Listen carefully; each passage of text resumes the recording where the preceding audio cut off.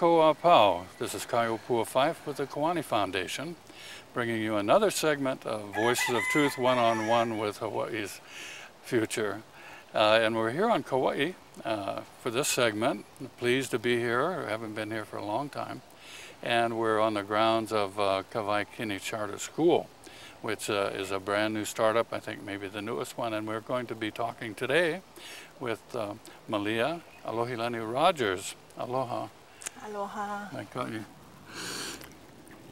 Mahalo. Good to see you. Mahalo so much for being with us here today. My pleasure, Mahalo.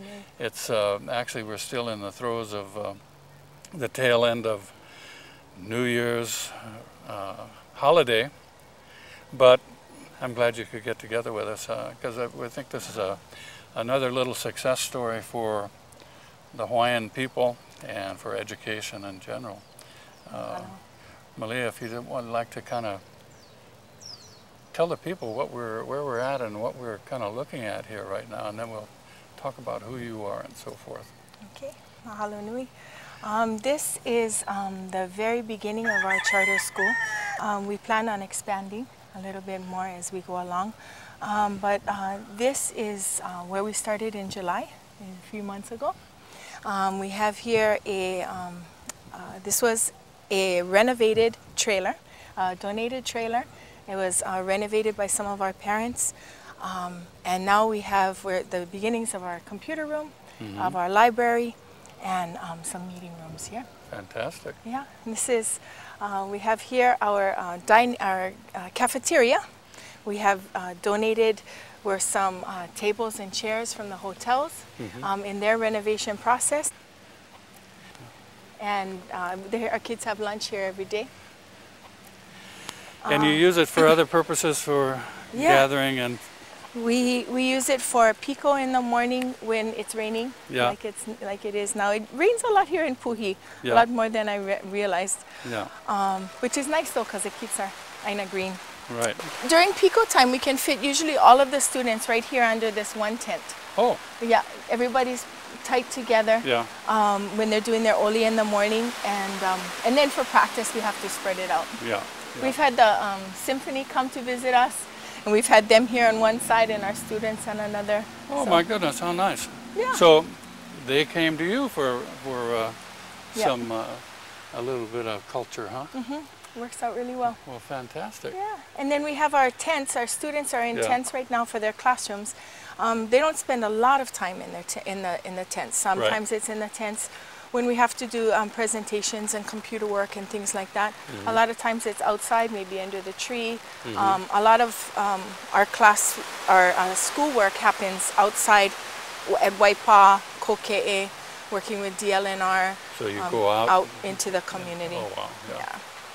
Well, that's one of the hallmarks of the Hawaiian charter schools is actually getting out into the environment and getting around. Yeah, and one of the things that we really wanted to do with Kawaikini is have all of Kauai be our background, our learning labs, our classrooms.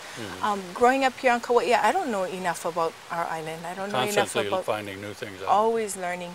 Yeah. And we found so many people lived here all their lives, never been to Polihale. Yeah. Lived here all their lives, never been up to Koke'e. Yeah. And what a shame, you know, or not have gone up to the Fern Grotto before it was closed after the the rainstorm several years ago. So living here all our lives and not seeing what a beautiful place we live in and not learning about this beautiful place we live in, it's too bad. It's a wonderful place. It kind of speaks something too about our various communities. I mean, you can go out to the west side and people who have been there for generations and generations. I mean, talk about real community. Yeah. And that's where their little world is, you know. And I mean, they'll come into town, but everything revolves out there. So it's kind of like ahupua, kind of they have their needs met there, and I mean, so there's two sides to that. But you're right. It's like some people have a need to go to Europe and to Asia to visit, and it's a major thing for some of our people to go to the next district, or go to the west side to the east side or to the north side. Yeah. Well, I see what we're talking about for classrooms is you have tents, And do those open up, or you pretty much leave them closed in? Of course, during the winter, obviously. Yeah, the windows all open up. So you can get for some ventilation. circulation. Yeah, we had made it so that we could lift the bottoms of the tents up for more circulation. But what we found during this winter time is that it was just too windy and too rainy. So the rain and the wind were getting in. So we were having to hold that down. As it gets a little bit nicer, we may be able to change back again so that there's more ventilation. And so inside there's like a wood flooring, huh? Yeah. So they're raised up above. These two over here, they're wood floors made by some of our parents. So it's up above, you know, the elements, which is really nice. This one, the 6 through 12, it's a cement floor. The labor union went to Kauai Community College and asked, they said they needed to practice so it's a cement slab, and someone there at KCC sent them over to us and asked us if we need program, probably. if we needed a cement slab. So it was well, perfect. That's great. It was really, really good. A lot of things that have happened here have been just by the grace of God, pretty much donations, kind-hearted people who have wanted to help, like that. Yeah. You know, they just happen and the doors open. And I remember, well, over the past couple of years, you know, when we would have Native Hawaiian Education Council meetings at KCC, Hawaii Community College, and usually it would be right after you folks had had one of your many meetings, and it seemed to have been, a couple of years in the planning? Yeah, or? yeah, about 2 years, 3 years in the planning, right. The official planning. Right. We had wanted to do something like this for a long, long time, you know, way longer before, before that. But for about 2 to 3 years in the planning, we applied for grants, got a lot of really great people to sit on our board, to sit on our advisory board, to kind of help us through. Well, I remember, you know, how intense, you know, the amount of detail work to make something like this happen. And I remember when Auntie Saber and I were here for opening, all of the parents, this place was just loaded with parents, cleaning up and setting up and assembling things and doing the maintenance. And I guess that's still a major asset to what keeps this thing going, huh? Yeah, that is major. We could not do half of this without our parents. We have parents here for meetings, parents here to plan what our facilities will look like after the tents, parents here to help with the table construction, picnic table construction, to help with the maintenance of the tents, to help with the garden, to help with laying the grass. The grass was donated by KCC when they, the sod was donated by KCC when they were building their new building. We had all the parents and grandparents that came out to help us pick it up at KCC, bring it over here, lay it out, make sure that the grass is cut, you know, every few weeks to make sure that the tables are cleaned. It's amazing. We have one ohana that comes, they pick up our lunches from Chiefess Kamakahele, bring them over here. That's where the kitchen is, I guess. Yeah, we purchase our lunches from Chiefess Kamakahele for us. And that's been a huge help for us. The staff there at Chiefess has been wonderful. So, yeah, as you're mentioning that, I mean, that was something I hadn't even thought about. So, you have, so do the parents absorb the cost of the food? Is it part of the budget, or how does that work? It's a little bit of both. The parents have, just like a regular DOE public school, the parents pay a portion of it, and then based on free and reduced lunch, we get some of it back, and the rest is absorbed by the school. So it's kind of a three-way. Yeah. So your hard costs, as we were talking earlier, have to do, well, you have property, you have land issues here, but you mentioned that that's a pretty good situation. Yeah, we're leasing from KCC right now, and they've been very, very kind and accommodating to allow us to be here and to lease this property. So we're very, very fortunate for that.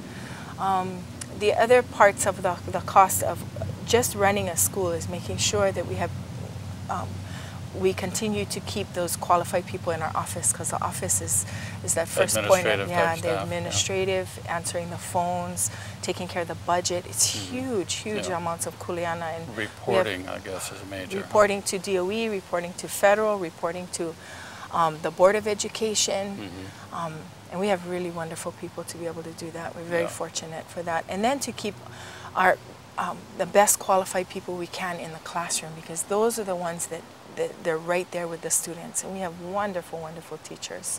It seems to me, and I don't know if it's still the same situation, but when the charter school movement was getting started in Hawaii, one of the requirements had to do with the relationship with the union, the teachers union? Yeah, we have the opportunity to change that contract with the teachers union or keep it the same.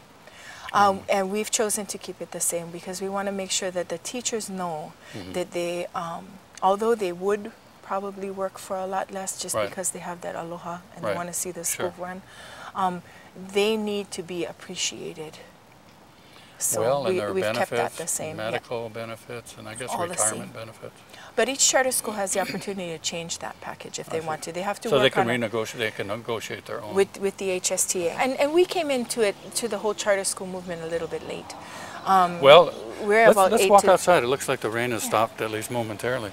We're about 8 to 10 years behind some of the pioneers of the charter school movement, and so we've learned a lot from them. We've really been blessed by the amount of work that they've done already with the HSTA, because the HSTA knew when we were coming along, they had an idea what this was, this charter school thing. And so it wasn't so difficult, it wasn't brand new. Actually, I mean, I'm not really up on what the status of it is, but isn't this like the most recent one to be started? Yes. As far as I know, we actually got the charter about a year ago. And originally they had wanted us to open in, actually it was more than a year ago, they had wanted us to open in fall of 2007. Yeah. And we had told them that wasn't going to happen, not well. Yeah. We had received the charter in October 2006, I think it was, and then they wanted us to open that following year. We said, we can't do that. Yeah. We can't do it and do it well.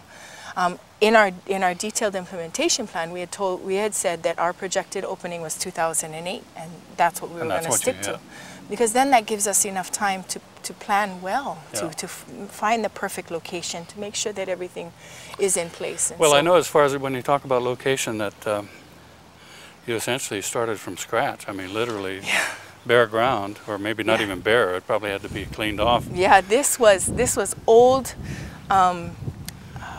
Cement structures, dilapidated, cracked. Those had to be demoed? Those had to be demoed. And it was all albizia trees and mango trees. And it was just, this whole area was like that jungle back there. Yeah. And so we had to make sure Hard to imagine that it was like that. And that was all donated too. We had wonderful people. How did that happen? I mean, that's major demolition type.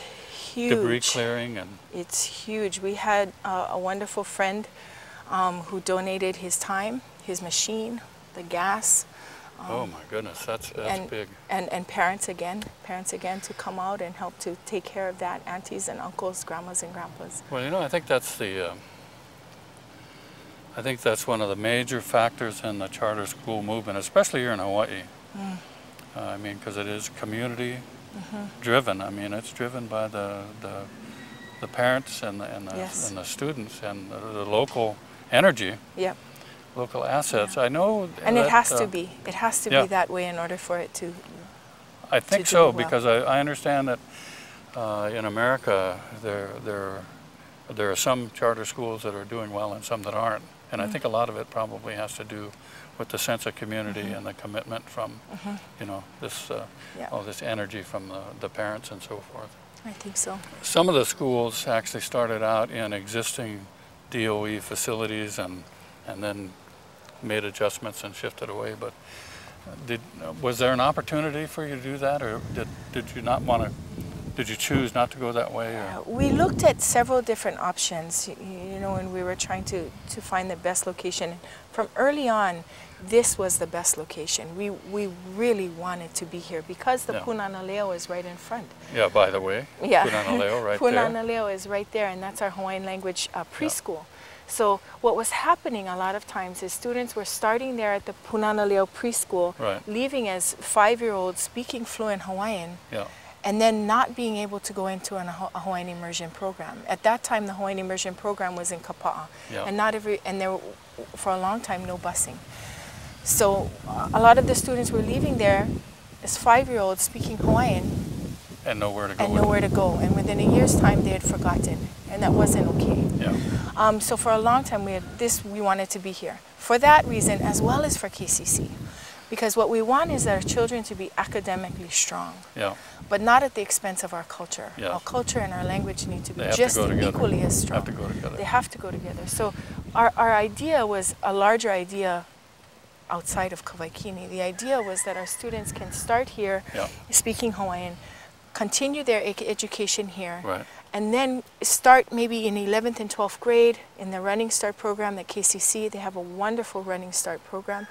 If we can get our students there in a math class, an English class. Running Start, I guess, meaning they get a little early beginning with the relationship with higher education. Yeah, then they can get into a college level class and start getting used to what college life is like, so that when they do graduate from Kawaikini, it's not a big shock. They know some of the teachers, they know some of the people. They know that they can do it all the time. They're ma'a. And all the time getting kokua from the KCC staff as well as Kawaikini staff to make sure that they're successful. Well, the nice thing too, you know, is, I mean, right across the road, I mean, if we're talking physically, is Chief's Kamakahile, brand new swimming pool complex. I mean, if we were to look at a map, we've got Chief's Kamakahile School here, KCC, Punanaleo, and Kawaikini, and I mean, it's just a nice kind of a complex. Yeah, and Island School as well. Island School has recently, we had someone come down to do a volleyball workshop, and Island School graciously joined in and allowed their gym to be used. They have a fantastic They have a wonderful gym, and they were able to work as partners in that. And that's what we really wanted, is this to be a larger partnership between Punanaleo, between KCC on the academic side, but as a community side, like you were mentioning, there's a swimming pool, there's other schools, there's other ways for us to help each other out. And so many times, you know, we've noticed for so long, so many wonderful people working so very hard, but it's all they can do to sustain their in isolation, and not at the fault of any organization, but that's all the energy goes into that, and it's great energy and wonderful people. But how do we try and bring everybody together so that we work like this, so that we can all help each other out? Maybe Kawaikini can do something to help someone or another organization, and then back and forth, and we kokua each other. And this is a pretty central location, isn't it? It's essentially on the island.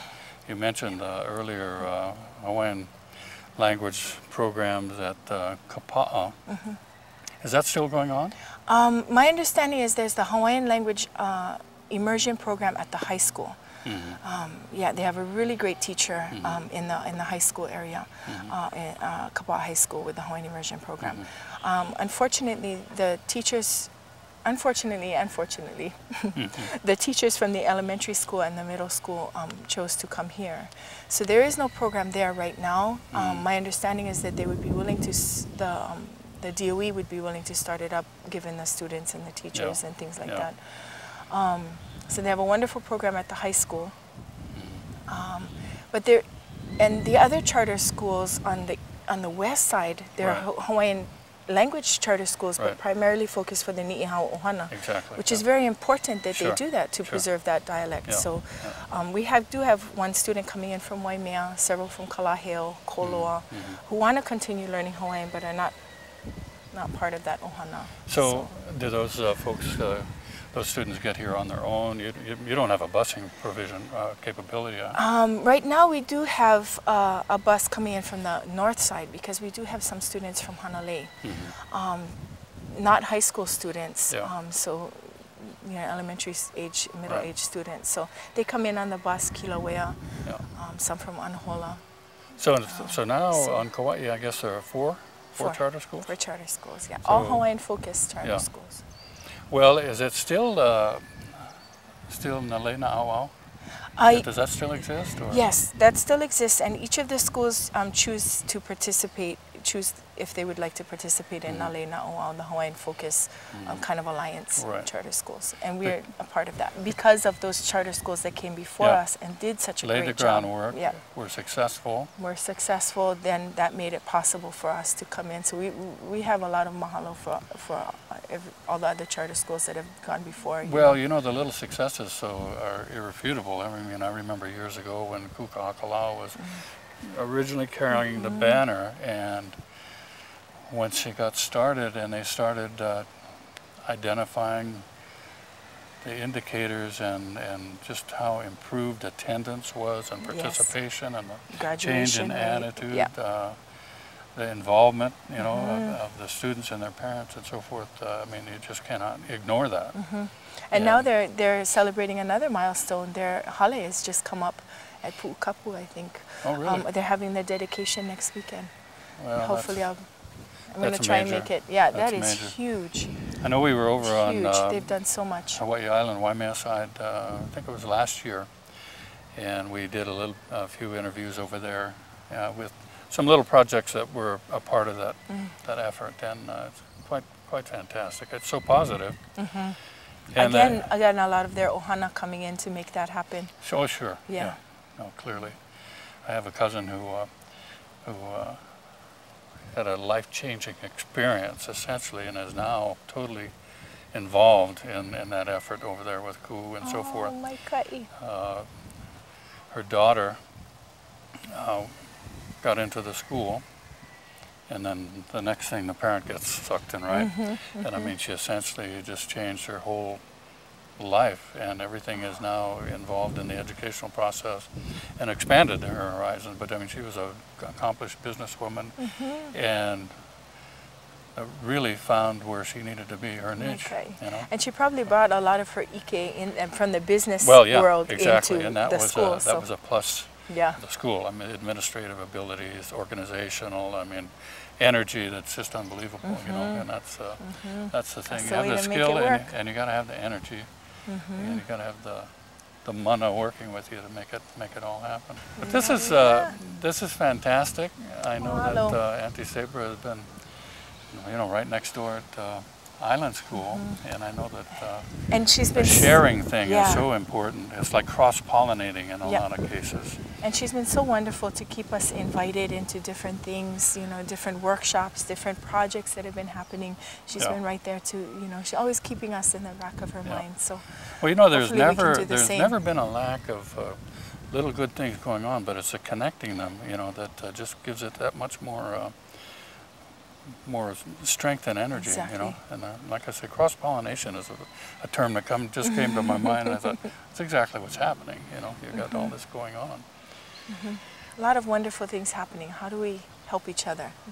Well, you know, years ago when the Native Hawaiian Education Council first started, I mean, Keopi Raymond at that time was the president, and when we started developing our, you know, mission statement and our vision and so forth, one of the major things that we wanted to see happen was the establishment of a Native Hawaiian education system. And to me, for years now, since the charter school movement has gained momentum and energy, to me it appears that that's what the charter school, Nale Na'oao, the alliance of Hawaiian charter schools, I think that's the role that is being filled. So I think it's great. We didn't spend much time talking about you, but we just have a few minutes left. I mean, you're clearly this is a big part of your life here. But and how did you get to this point that you are now where you are, and what is your position here? I am the curriculum person, resource teacher here at Kawaikini. I had been a teacher for a long time in the Hawaiian Immersion Program in Kapa'a.